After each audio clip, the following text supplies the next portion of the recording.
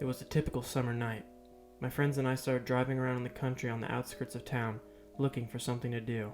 It was just the four of us: Braden, the virgin of the group, Nyhart, the liar, Dan, and me, Benjamin Piper.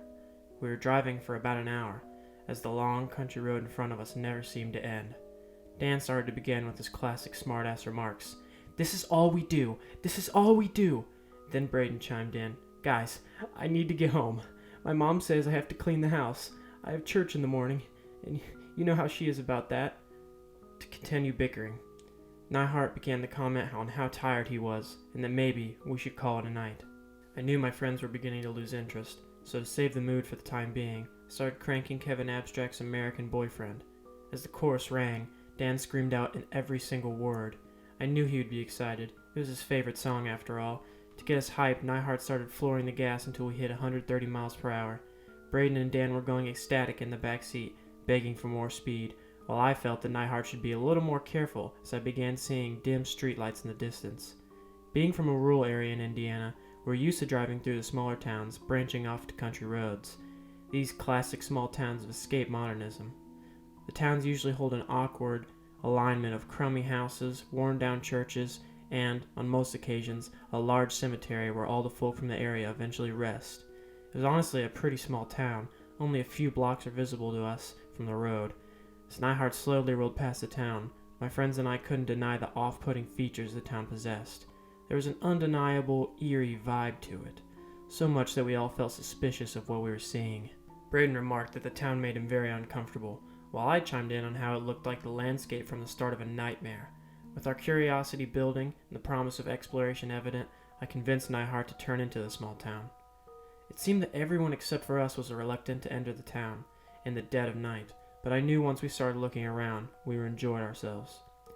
Moving through what seemed to be the main street, we saw most of the shops appeared empty, as if not a soul had entered in some time. A lot of the street lights were out, while others flickered ominously. There was an array of old houses that were on their last leg, like the owners lost all motivation of taking care of them. As we neared the end of the town, a sigh of relief from my friends, Nyhart swerved out onto the next available country road back home. I personally wish we would have stayed longer, but even a blind man could see how creeped out my friends were in the town. Nyhart began racing down the road as my friends in the back started to jam out to loud music. The enjoyment of the ride ended all of a sudden, as the blue and red flashing lights of a cop car emerged onto the road at an alarming speed. "Shit," Nyhart started. "This will be my second ticket this week." I felt bad for him, but I couldn't miss out on the funny remarks Braden and Dan were giving in the back. We all remarked with, "Nice one, little man," and "Steve's gonna kill you," as Nyhart began slowing and pulling over on the side of the road. He was visibly distressed as he pulled out his license from his wallet and began searching for his registration as the cop pulled up behind us. Just like any other teenager getting pulled over, we started taking pictures and videos of the lights behind us, and our reactions, laughing all the more. As the cop approached the car, Nyhart slowly rolled down his window to illuminate the officer. My first impression of the cop was how weird-looking he was, and I could tell by Braden and Dan's reaction that they found his appearance creepy too.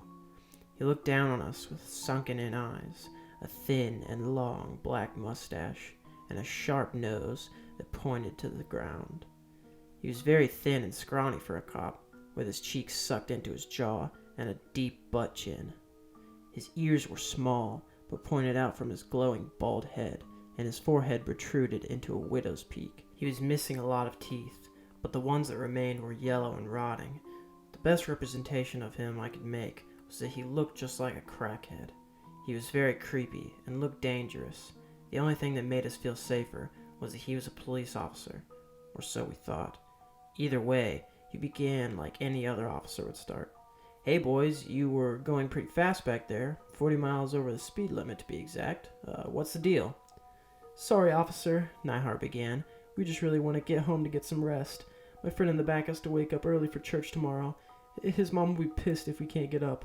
The police officer shined his flashlight back on Braden, who looked up cautiously from his gaze to the floorboard. Braden was already a very awkward individual, especially around women, so I knew this situation would definitely bring out this feature. "Right, sir. Officer," Braden replied with his voice trembling.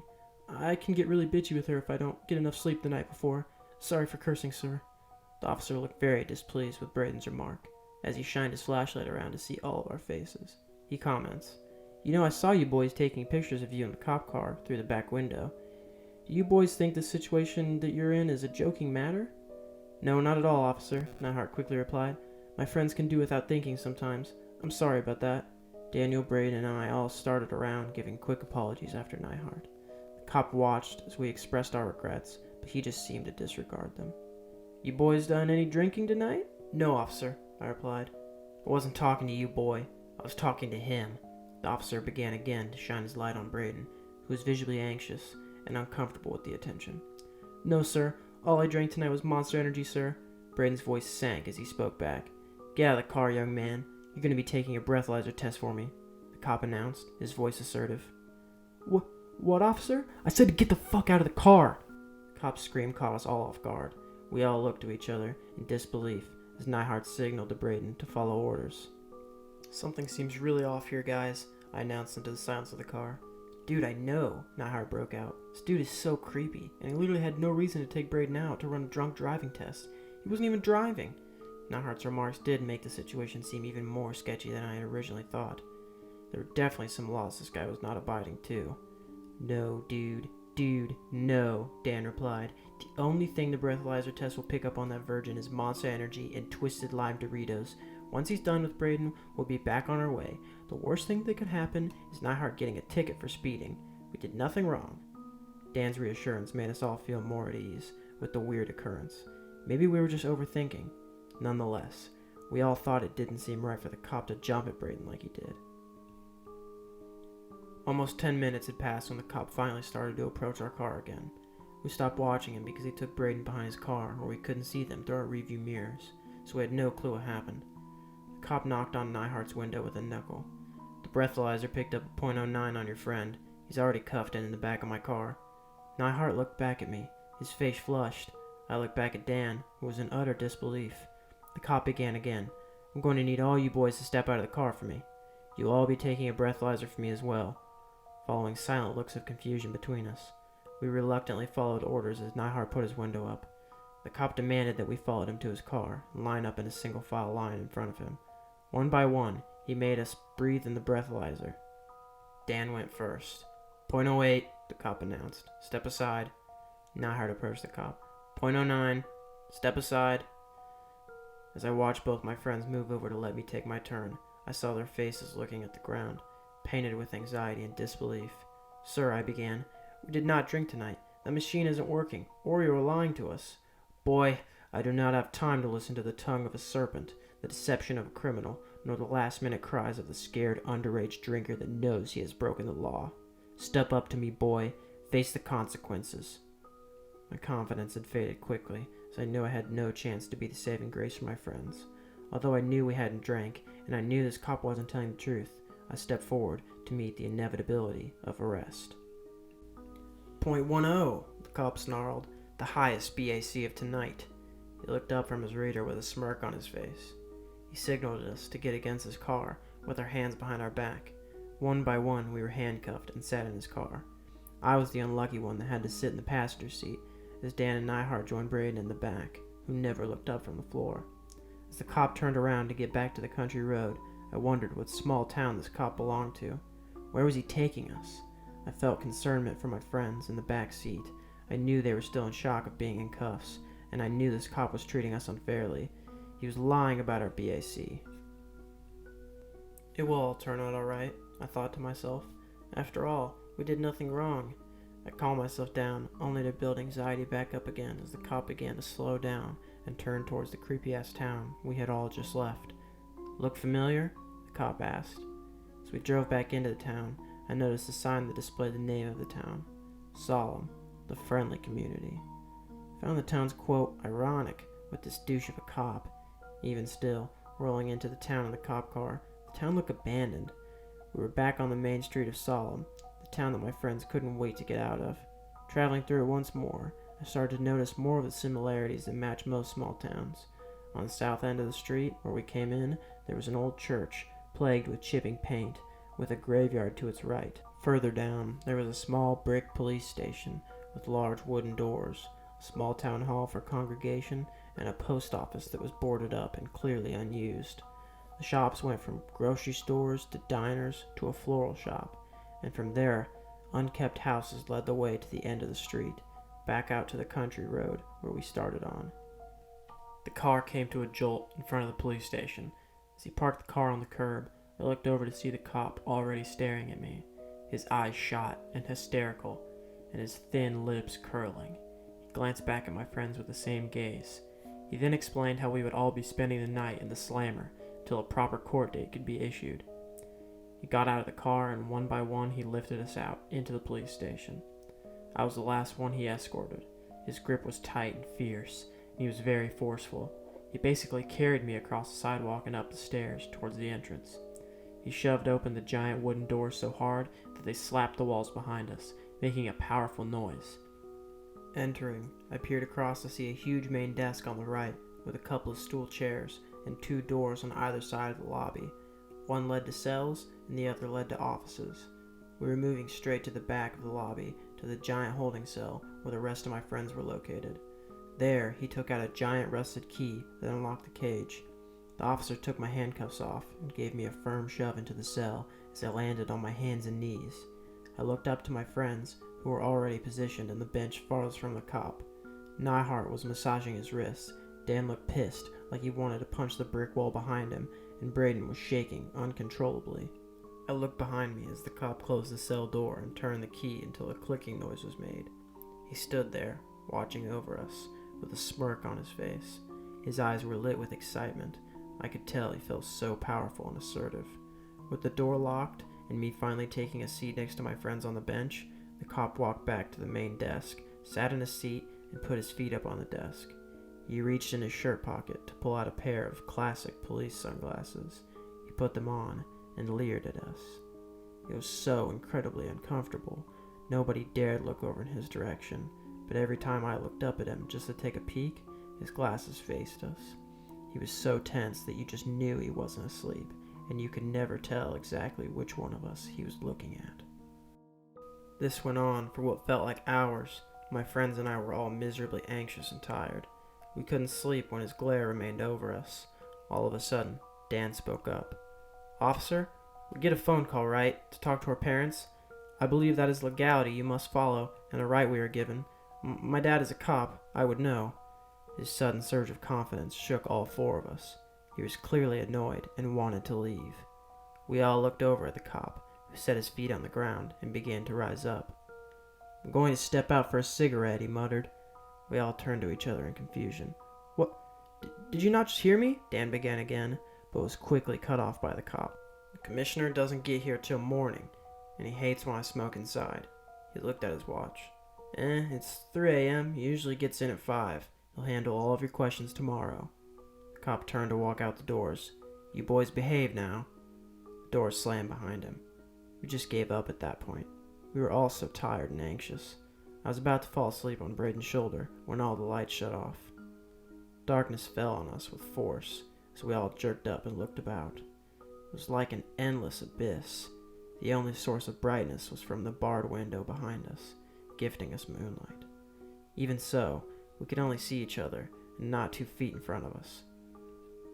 Nobody spoke. It was so silent. Quickly, we all started hearing noises of tapping on the cell bars in front of us and scurrying on the floor. We were all petrified. "Are you guys hearing that?" Nyhart broke the silence with his trembling voice. "I think it's from mice," Dan noted. "I hope." "I hear whispers," Braden squeaked quietly. "Outside our cell. I swear I hear whispers." I heard them too. I could hear my friends hyperventilating from terror. These noises, the tapping and scurrying, the whispering, they all grew louder, plaguing our eardrums with uncertainty. I was terrified. To make it worse, slight footsteps began in front of us, and became louder and louder and louder, as if someone was running at the cell. As they arrived in front of the cell door, they abruptly stopped. All at once, all the noises stopped, and we were left with our breathing. But in an instant, like a harrowing sound of an unexpected crack of lightning, the bars of the window behind us were forcefully grabbed and throttled. We twisted around in horror to see clammy dead hands harassing the metal rods protecting us from the outside world. The hand shook with verbosity and vibrated from speed. How painful it looked, as the blood started drenching down from the palms onto the cell wall. In concession, like the immediate sound of an alarming horn, a screeching and terrifying scream bellowed from the window, leaving our hearing unattainable. Dan and Braden stood up in a flurry, as Nyhart and I dove for the ground and covered our heads. In a state of absolute panic, Dan began charging at the cell door in hopes of busting it down. With every hit, he felt the lock weaken. "Braden," he screamed, "go with me." Braden then went with Dan to charge the door again. The cell door busted open on this attempt, as Dan was knocked back with recoil into the cell, and Braden collapsed on his knees in the lobby. Instantaneously, as the door was broken, the clammy hands disappeared, and the scream halted. The lights turned back on and blinded our eyes. Giant wooden doors of the police station roared as they smacked the walls from a forceful opening. In ran the officer, who looked surprised over the cell door wide open. "Trying to escape, are we, boys?" the officer screeched. He ran at Braden and clenched his hands around his shirt. He threw him towards the cell entrance, where he tried to crawl back in to meet his friends. We were pressed up against the bench on the floor, as far away from the officer as possible. He immediately stomped his boot on Braden's back, pressing him down from moving. Braden let out a big holler in pain. The officer then slammed the cell door and locked it faster than anything humanly possible. We ran at the door and gripped the cold metal bars, while the officer picked Braden up by the collar. Braden was shaking and unable to fight back. Underage drinking is one offense, but trying to escape out of a prison is punishable for greater consequence, the officer screamed at us. "I'm taking your friend where he won't be able to escape ever again. You boys behave." Braden was so horrified he couldn't make a peep, with his eyes inflamed with terror as he looked for help from his friends. We all yelled for the officer to let Braden go as he dragged him back out through the front door. We remained hollering for our friend's release and any help in general, but after a few minutes, we all turned to each other in utter defeat. "What the fuck, dude? What the fuck?" Nyhart spit as he walked in circles with his hands on his head. "We have to get out of here and get Braden. We have to get the fuck out of this town, dude," Dan announced. Everything rushed to me so quickly, like a speeding bullet. How did it all go so bad so quickly? Dan began again. "Ben, Nyhart, what are we going to do? We need to get out of here and find help. That officer is insane." "Dude, Dan, what can we do?" Nyhart shot back. "Break out again? For that cop to take us wherever the hell he took Braden? We should follow orders and wait this out until other officers get here. Then we can explain how unfairly we've been treated." "Braden doesn't have time to wait," Dan quarreled. Dan was right. The officer was acting like a fucking maniac, and I was fearful for Braden's life. "Look, guys," I started as my friends faced me. "I know this town best because I observed it the most out of all of us. Dan, barge the door with me so we can get it back open. I'm going to look for Braden and then get some help and come back." "What do we say if he comes back before you get here?" Nyhart asked. "By that time, help will be on the way." "You can't just be sure he won't be back before help arrives," Dan proceeded. "What other choice do we have?" I reasoned.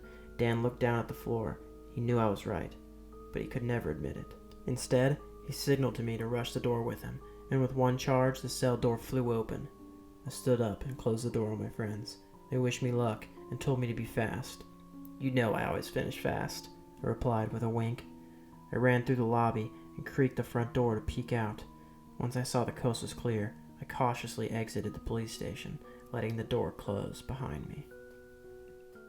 The air outside was cold and piercing. Vapor from my heavy breathing left my lips. The street was illuminated with flickering streetlights, but I carefully stayed in the protection of the building's shadows. I noticed the cop car was still parked in front of the station, so I knew he couldn't have taken Braden far. I saw a number of shops a block down the road that had turned their lights on to start the early morning, so I started there to ask for help. I kept my head on a swivel and cautiously traveled down the road, keeping out of sight. The first shop I reached was the floral shop. I peeked into the window to see many beautiful plant arrangements, and I also saw an old woman decorating a floral piece on her desk near the back of the store. The store had 2 bay windows on either side of the front door, protruding out of the store and displaying a large variety of flowers. Hoping I was in the clear, I tentatively cut from the shadows to enter the store. I went quickly, but opened the door as to not scare the unsuspecting old woman who had her back facing the entrance. The bell attached to the door rang as I slithered through the door and pushed it behind me. I looked in front of me. Where the store's walls Layers of shelves and flower arrangements, potted plants hung from the ceiling, and cactuses and other indoor plants hid the edges of the floor. The store clerk was straight in front of me, and I saw that she didn't even flinch to turn when the bell rang. Getting closer to the old woman, I began noticing her features more clearly. This woman looked lanky and feeble. Her shoulders weighed her down as she hunched over her flower creation. She wore a plaited blue and yellow dress, exposing her scaly legs. She wore a light blue shawl with a sunflower pattern around her neck. She had a short and curly platinum blonde hair with a dandelion hair clip. As I started to approach her, I didn't want to worry her, but I wanted to make sure she knew I needed urgent care. "Ma'am," I began quickly as I came up behind her, "I am worried about my friend who got abducted in your town. I need your help." Even though I spoke with urgency in my tone, she would not turn around to look at me.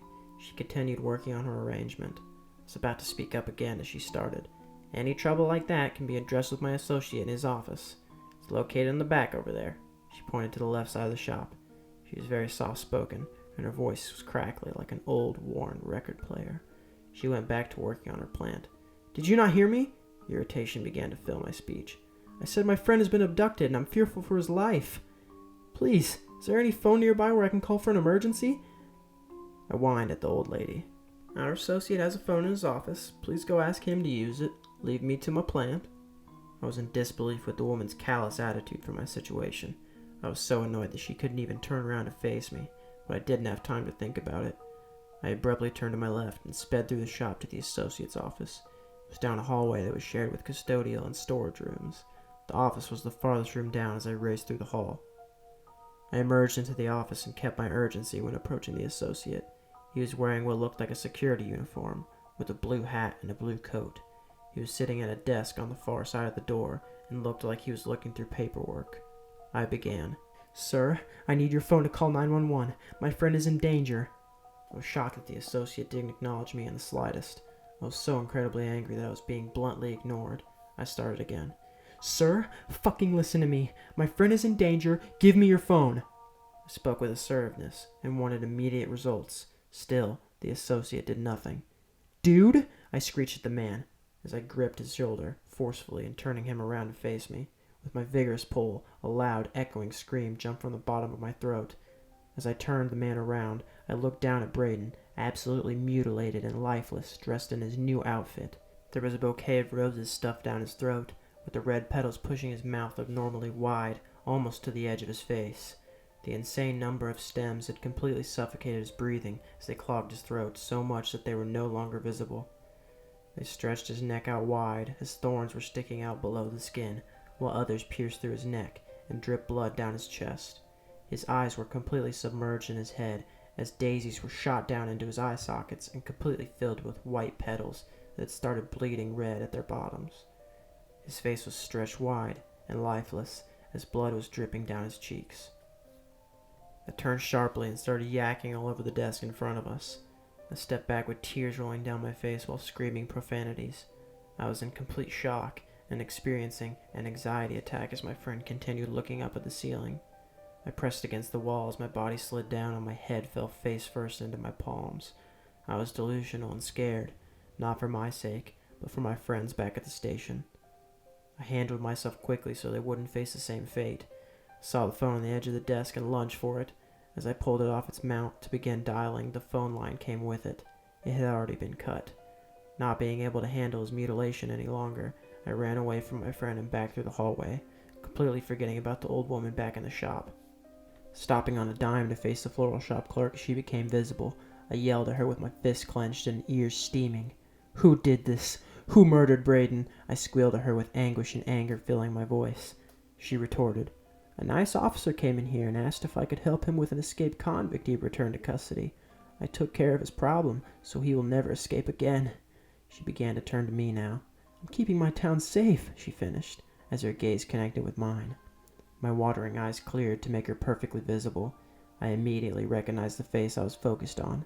The woman had sunken-in eyes that loomed over me with a painstaking grin. Her cheeks plunged into her jaw, and her nose was sharp and pointed towards the floor. As she started to snarl at me, I saw that she was missing many teeth, and any remaining teeth that she had were yellow and rotting.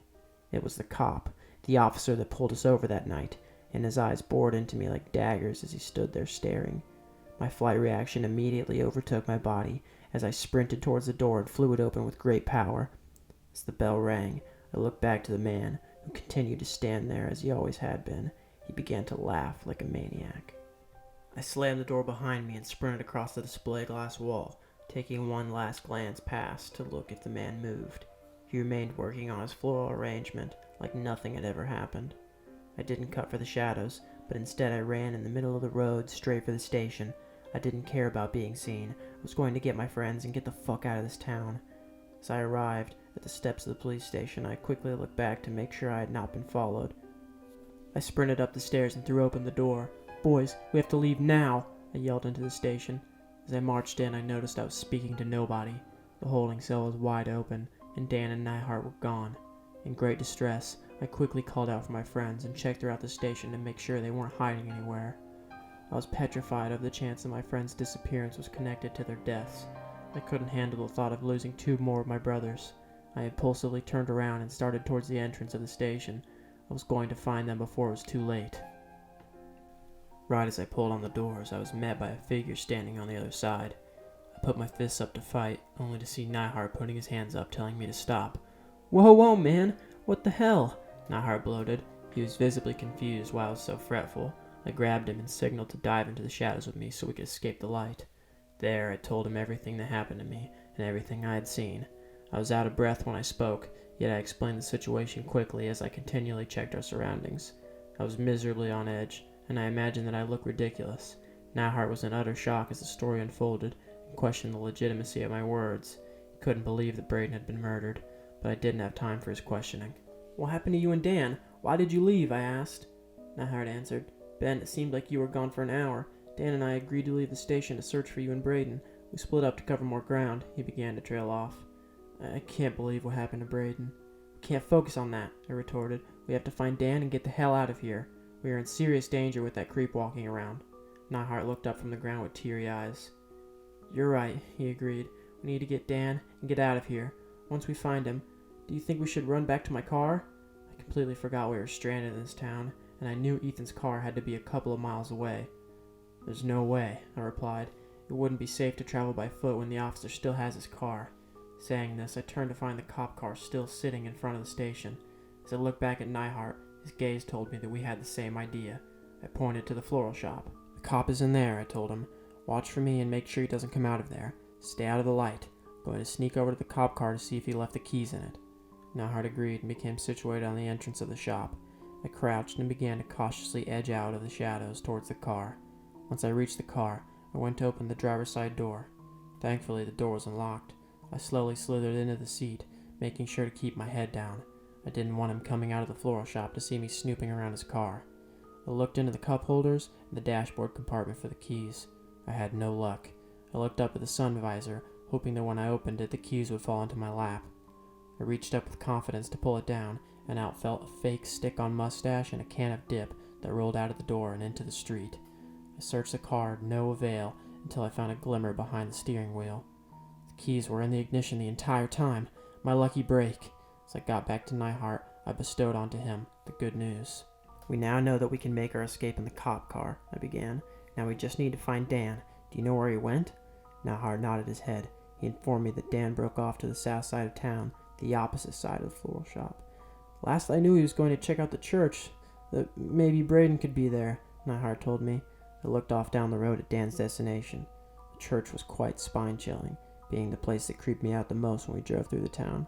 How could people let this church become so run down? I questioned fruitlessly. "Nothing in this town looks like it's been taken care of in ages," Nyhart returned. Nyhart and I heedfully traveled through the building's shadows, wary of our visibility in the moonlight. As we started getting closer, Nyhart looked back to me with excitement. "I see him, bro! I see him!" I squinted my eyes to see Dan looking through the graveyard outside of the church. "Why is he just standing out in the middle of the graveyard?" Nyhart began. "Hurry up and go get him," I responded. "It's not safe being visible out for the cop to see. To make quick time, I'll go start the car and meet you there." Nyhart agreed as we started our separate ways. As I reached the car, I looked back at Nyhart, who was waiting for a signal to cross the road and into the streetlights. I hopped in the car, made sure the headlights were off, and turned the car on. I remember the car being oddly quiet, and I was hopeful that its startup wouldn't be too loud. Luckily, it wasn't. I carefully turned the car around and started down towards the church. At this point, Nihart had crossed the street and was at the graveyard's entrance. I parked in front of the church to face the floral store on lookout. I was paranoid that the man would come running out of the store before Nihart and Dan got to the car. I saw Nihart nearing Dan in the graveyard through the rearview mirror. I looked one last time at the floral shop to see the door still closed and the lights still on. Nihart started calling out to Dan to inform him of our sudden departure, and I swiftly turned the car in the direction of the country road where the cop had brought us in. I looked through my mirrors one last time at the shop where the man was. The door was closed, and we were in the clear. We were finally leaving. "What the fuck?" Nihart yelled out from the graveyard. I quickly turned my head to see Dan holding Nihart in a headlock. "It's not Dan!" Nihart screamed. "It's not Dan!" I glared in bewilderment as Nihart was shoved over a headstone to the ground. He was vigorously stomped on his back. I impulsively leaped from the cop car and started running to save my friend. "No! Ben!" Nihart screamed. "Go!" His directions stopped me in my tracks as I saw my friend squirming to get up from his oppressor. I slowly panned up to see the man, the cop, the old woman, dressed in Dan's clothes.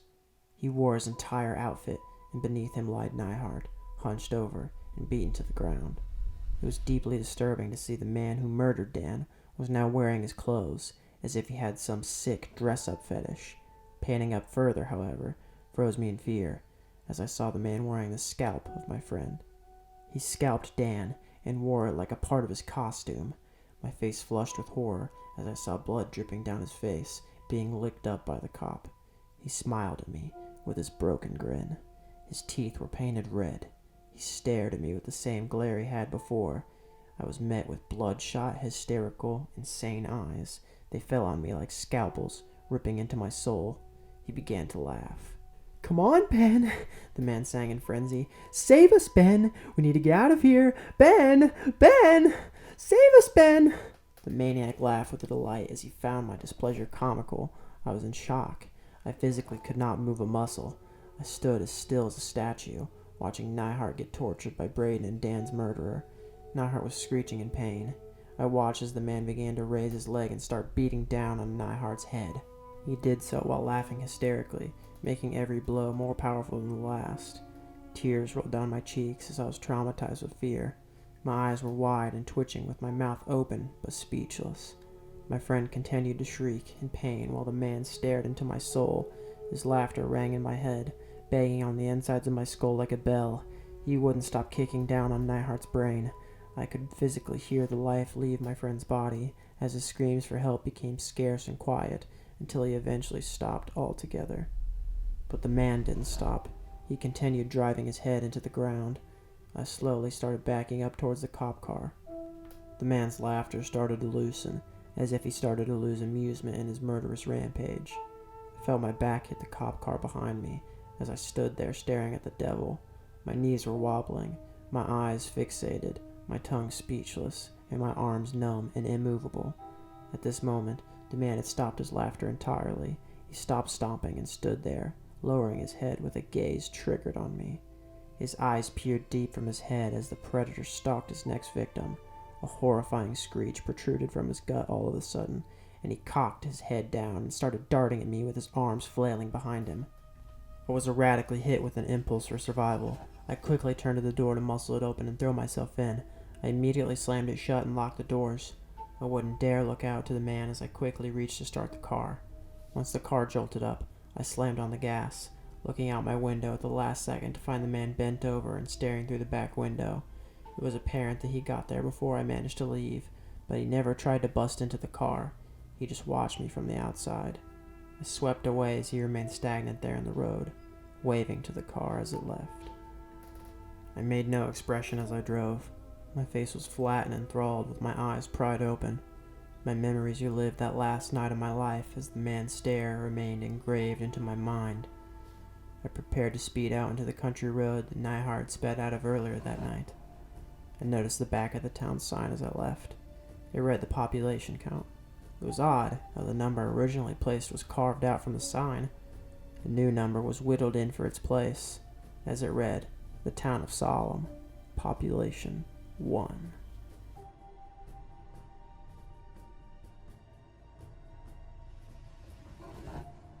Derp Derp Miss Nerp Studios. That was dumb as